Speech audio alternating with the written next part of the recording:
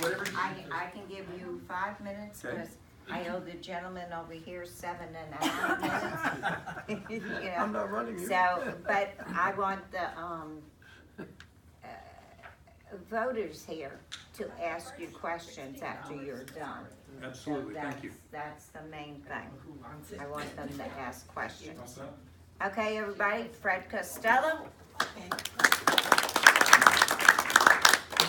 I'm honored to be here. I'm sorry I'm late. I still work for a living. It's hard to get everything in. It's a busy day. For those of you that don't know me, I am off the couch the same way you are. I'm no different than you guys, except maybe I've been off the couch longer. I was mayor of Ormond Beach for 8 years. I was a state representative for 4 years. That doesn't mean anything unless it was a good 8 years and a good 4 years. I maintain that just because you're experienced doesn't mean you're the one you want to vote for. But if it's good experience and if you have a good record, I would submit that that's something that's important. So after 8 years in Ormond Beach as mayor, we had the second lowest tax rate in Volusia County out of 16 municipalities. I'm proud of that. After 4 years in the Florida House, we cut $6 billion out of the state budget. Florida is now the #1 ranked fiscally responsible state out of 50 states. A couple of the things I did in the Florida House. How many of you know who Congressman Matt Gaetz is? You see him on Fox News a lot. Well, during the debate on the budget in that would be 2016, 17, yeah, the 2016 debate on the budget, Congressman Gaetz, now Congressman Gaetz, then Chairman Gaetz, turns around and says, and we can thank Representative Costello for not having this $428 million tax increase. I was the only one in the Florida House, there wasn't anybody at that time in the Senate, that was against the $428 million tax increase, where Tallahassee wanted to keep the same rate as the values went up for the education school property tax, the required local effort, if any of you know what that is. So now I have saved you over $850 million, and if they keep going to the rollback rate this year, it'll be over $1 billion, because I stood up, because as a mayor, I understood the rollback rate. So I would maintain that I have a record that you would consider a good record. I am elated that Citizens for Trump have endorsed me. Colonel Mike McAllister, some of you may know him, brought the endorsement at our campaign kickoff. Congressman DeSantis on January 5th announced that he is running for governor. On January 6th, we had our campaign kickoffs scheduled, so we were elated that he chose to announce the day before, so I didn't have to answer those questions about what are you going to do if Congressman DeSantis doesn't run for governor.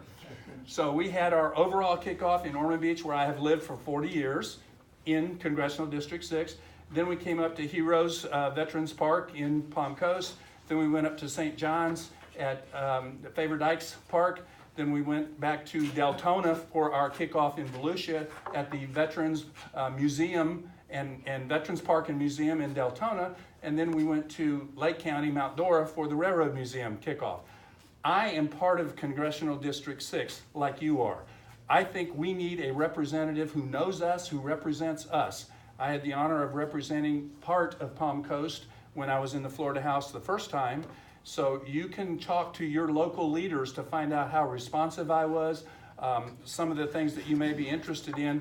I believe local government should determine what you do with, for instance, vacation rentals. I don't think the state should preempt the locals.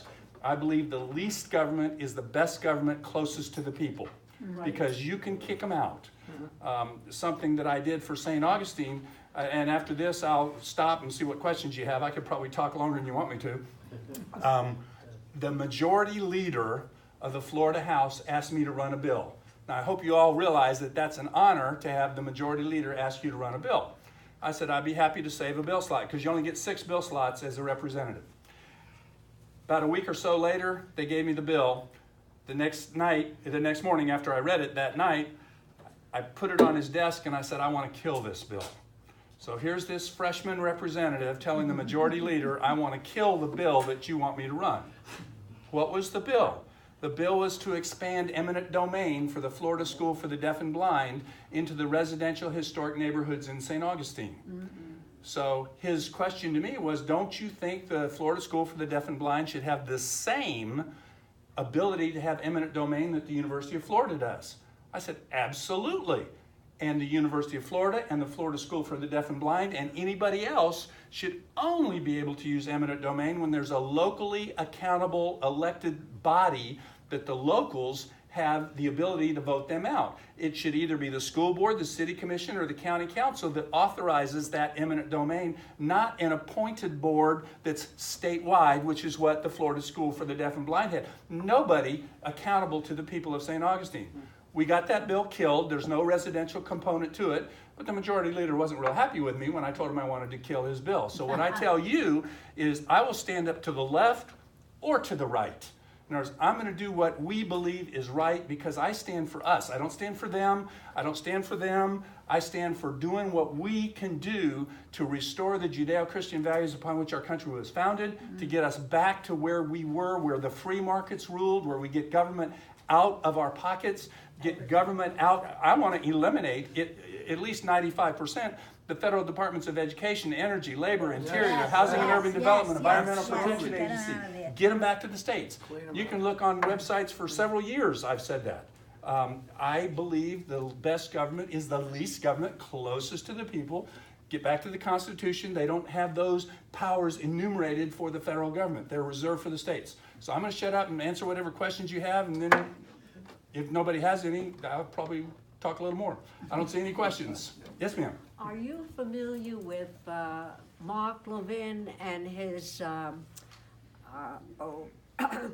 it's how we can get the government back?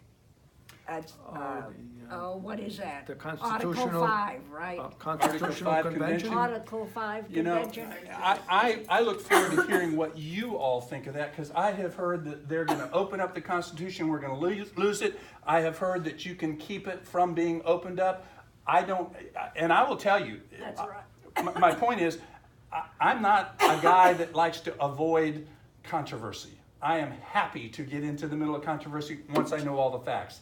I've had constitutional experts tell me it's no issue to have a limited constitutional convention. I've had constitutional experts tell me it's dangerous. Yes. So I don't have an answer to that It's one. not a constitutional convention. It's a convention of the states. Yeah. And so that lets the big guys out. It's strictly run by the states. And Florida, I don't believe, has okayed it yet, and they really need to. It's the Please check, convention of states. get me your contact information, because I think we did vote for the convention of the states. I think we did vote for that. And I'm not familiar with what Mark Levin espouses. So if that's what he's espousing, I'm probably good with that, but I'm not sure about a constitutional convention. My information is Levin, so you would have to go, Okay. you know. I will try and find out what the Florida House passed, because I know Mike Hill. Do you know who Representative Mike Hill? Have you ever heard that name? Anybody? No. No. He was the one that I think was the representative that brought that to us and said we needed to support that. He's a great guy. Mike Hill, he's running for state senate, I think now. No, he's running for state representative. Back to state rep. Okay, he lost for the state senate, now he's running for state rep. Right. He's outstanding. Yeah. Next question. 2 Wednesdays ago in Volusia County, there was an explosion and a fire because of this smart meter in a gated community. That is a government mandate. The money came from Obama, billions of dollars just for Florida alone. The smart meters are the intrusion by the government through FPL. Right. What will you do about this? I mean, and the fires are so close to you.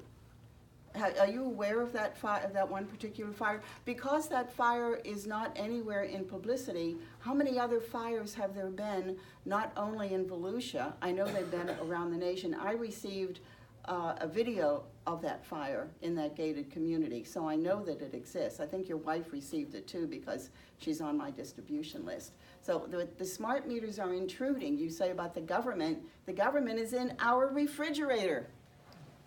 I don't want the government to dictate or mandate anything regarding meters. If I were asked to vote, I would vote that Florida Power and Light would have to give us an equal cost opportunity.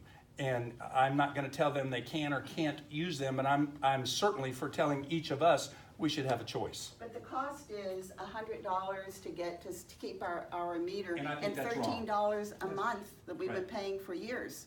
I understand, and I don't support that. I think the cost should be even, because it saves them money. That's a fact. Whether we want them to do it that way or not, that's up to us individually. It's the same thing with the smart meters have issues. I understand that. The water meters, they just drive by now, and they have where they can read, and it saves them money. That's different than the smart meters on electric. My point is, now that they have that technology, it saves them money. So whether we choose to have the smart meter or not, I think that it should be the same cost. Yeah. Yeah, I'm gonna not so much ask a question as thank you for, since you were out of office, you've still been active in our community, because I am lucky enough to see you once a week or once a month or thereabout.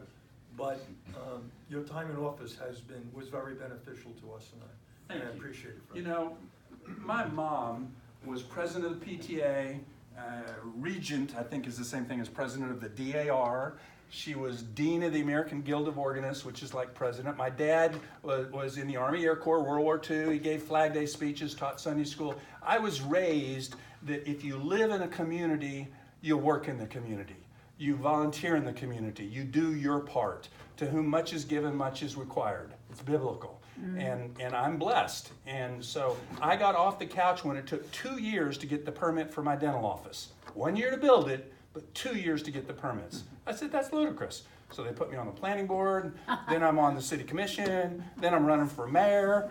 Then the issues we had in Ormond Beach were pension issues, growth management issues. When I went up to Tallahassee, we got rid of the Department of Community Affairs, if anybody knows what that was. I called them the Growth Gestapo. They tried to tell us how to run our community. That's not what we wanted. So the point is, I'm no different than you guys. I just got into this arena because I built a dental office and it aggravated me what government was trying to do to me. I don't know how long you want. I'll answer questions as long as you want, but I don't want to take away from your other questions. Yeah, can you tell us, way back now, it's a long time, 2016, why you remained in the race when there were Thank some you. musical chairs? Thank you. I support Ron DeSantis as an outstanding member of Congress. But I'm going to tell you the truth. I contacted Ron DeSantis and said, my understanding is you're running for senator. If Marco Rubio gets back in this race, are you going to get back in the congressional race? The answer was, quote, it will not happen, end quote. So I left the Florida House and ran for Congress. Then when Marco Rubio got back in the Senate race, Congressman DeSantis got back in the congressional race. Many people think that's just politics. I told now Representative Tom Leek that I would not get back in the Florida House race. I chose to keep my word. So I figured I was out of politics, and that's fine. Then I hear that Ron is running for governor. So I wait and find out that he is going to run for governor. And my comment was, I'm passionate, I'm prepared, I'm experienced, I have a great record, I believe. I have represented us at the local and the state level. I believe I am the guy that can best represent us at the federal level. So I got back into this congressional race. I did not get into the race in 2016 to run against Congressman DeSantis. I simply did what I told people I would do. We didn't attack him. We didn't spend money against him. We had zero doubt that we were going to lose. Zero. You know, you don't beat somebody like Ron. Great guy, lots of money, and a great reputation. So we knew we were going to lose, but my choice was to either do something I said I wouldn't do or do something I said I would do. And I chose to do what I said I would do. I hate to ask a second question. Sure. I actually have a question. I'd like your position on two things, term limits and foreign aid. Too often, in my opinion, and I'm now leading you to the answer, foreign aid is glommed together. And if you say no to military aid, foreign aid is at the bottom of it or involved in that same thing.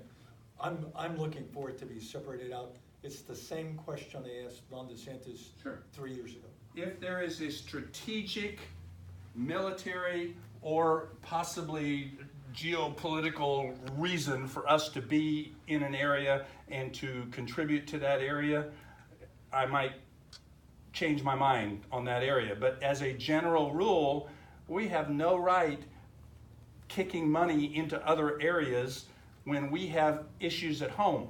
It's not a question of whether we should give money in strategic situations. It's whether putting it together in one bill with military aid and that kind of thing. That's Okay. what I'm opposed to.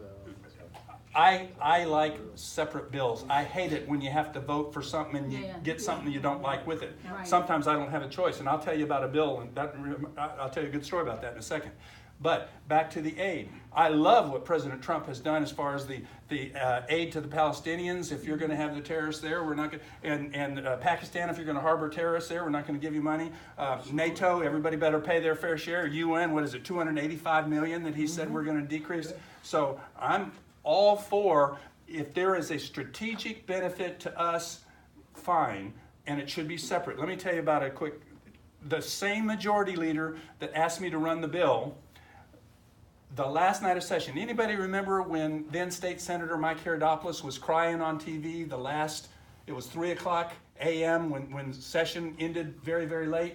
Anyway, it was because of a claims bill where I think it was a quadriplegic, didn't get it because it got caught up in the politics. But that was the night that I, as a freshman, found out that a bill that I supported, which was the corporate income tax cut that was Governor Scott's #1 priority, they had stuck a gambling provision on it in conference. When the House and the Senate bills are different, it goes to conference, and then the conferees, 2 or 3 here, 2 or 3 here, come up with an agreement, and then you have to take that bill and vote it up or down.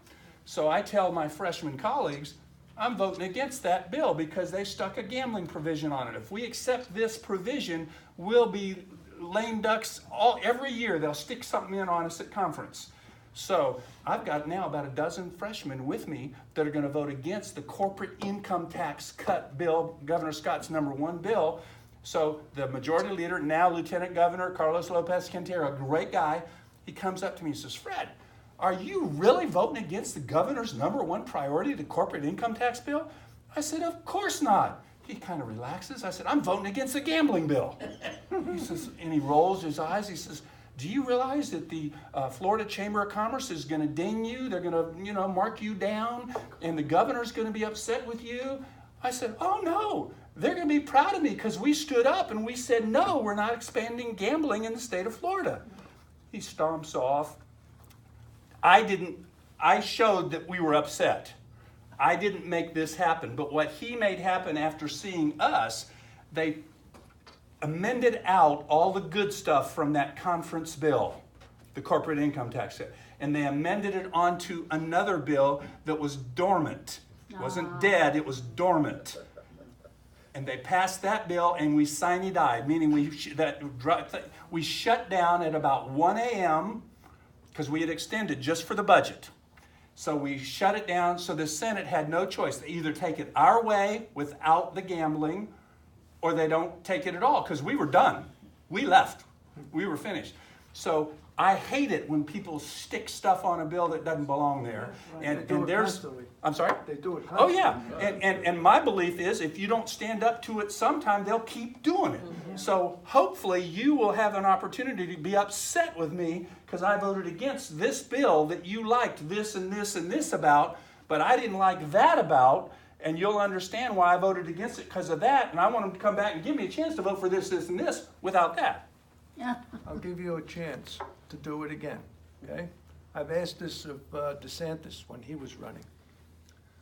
I, myself, and probably everybody in this room is fed up with the leadership of the Republican Party in the House and the Senate. Yeah. If you go in there as a freshman, will you do everything you can to make sure that Ryan and McCarthy don't get back in there again? In other words, Not get the... McCarthy. Isn't McCarthy the second guy, or... in the house. Oh, Yes. I'm yeah, talking yeah. about the McCarthy. House. Oh, Right, the House, yeah. yeah. It Talking is. about the It's House. McCarthy. Yes, you have the Freedom Caucus or whatever it is. Those are It's the, Kevin They're good. McCarthy, Kevin McCarthy. I'm sorry. Yeah. That's McCarthy, that's all. He's the majority leader. Yeah. He's, okay, we need something done there to get them out of there. They're ruining us and they're not supporting Trump. I'm not gonna make you happy, but I'm gonna be honest.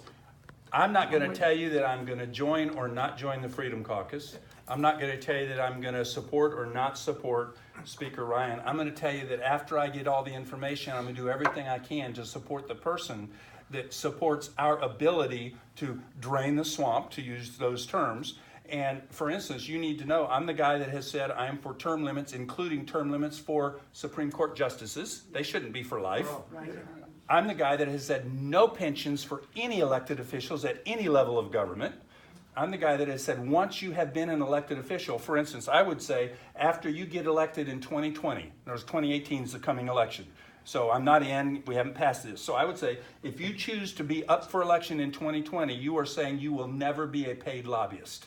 In other words, if you're in there now, that's fine. If you don't want to run again in 2020, you can go be a paid lobbyist because that wasn't the rule when you were there. But if you run again in 2020, you can't be a paid lobbyist. In other words, I want to get rid of as much of the self-interest, whether it be from the lobbyists or the legislators or the bureaucrats, whoever it is. All corruption. And so back to what you're saying about Speaker Ryan, leadership. I don't know if our biggest issues with Speaker Ryan are his doing or because he doesn't have the votes and has to try and do a compromise. So I need more information before I make that kind of, I understand, like I told you, I'm not gonna make you happy on that one. He's a But phony. Well, I love the fact that about 4 years ago, before he was speaker, he had the guts to say we have to reform Social Security, and he even came up with a plan, and he was the only one. what changed him He was good back then, Okay, but he changed. well, when he ran with Romney, Yes, that was okay. when he changed. Yes. my point is, I want more information, and as far as Social Security, I have said, if you're over 40, nothing changes. If you're under 40, you gotta work a little bit longer because it's not gonna be there if we don't reform it. Well, we gotta get something now. We're getting nothing now. Understand, and I'm not naive enough to say I can immediately fix that. But my goal is to reform Social Security so those of us that get what was promised to us. Whether we can get more or not, I don't know. I mean, that'd be wonderful. But the people that are under 40 aren't going to get it at all if we don't reform it. Is it your turn? I'm not in a hurry. I'm going to stay till your meeting's over, and I'll talk to anybody afterwards. But I don't want to overstay my. What you want to do. But she's walking this way, so I think that. That's the hook, Fred. I will stay after the meeting if somebody else has any questions. And please take one of these. We need your help with petitions and with fundraising. Give me one more second. One of the candidates that lives in Ponte Vedra, he's a nice guy. He's a good guy. I don't say anything negative about anybody else. But he doesn't live here. He's not one of us. He's putting $1 million into the race. He's going to inundate you with all kinds of stuff. They call him a businessman. Another one, Michael Waltz, great guy. He's Colonel, Lieutenant Colonel, whatever it is. I've heard both, so I'm not sure. My point is, businessman, veteran. Well, guess what? I was a captain in the Air Force. I'm a businessman. I owned a business for 35 years, and I have a record. So I want you to vote for the guy that's one of us, that has a record, and is a veteran, and is a businessman. And so I need your help to combat this $1 million they're going to put in the Mike race. McElroy's right here, and he's also on Team Fred too, so. If I'm allowed to say that, you guys all know Mike, and if you want to know anything about us or to get to us or help with fundraising or petitions, please get with Mike, and I'm going to go sit down. Thank you.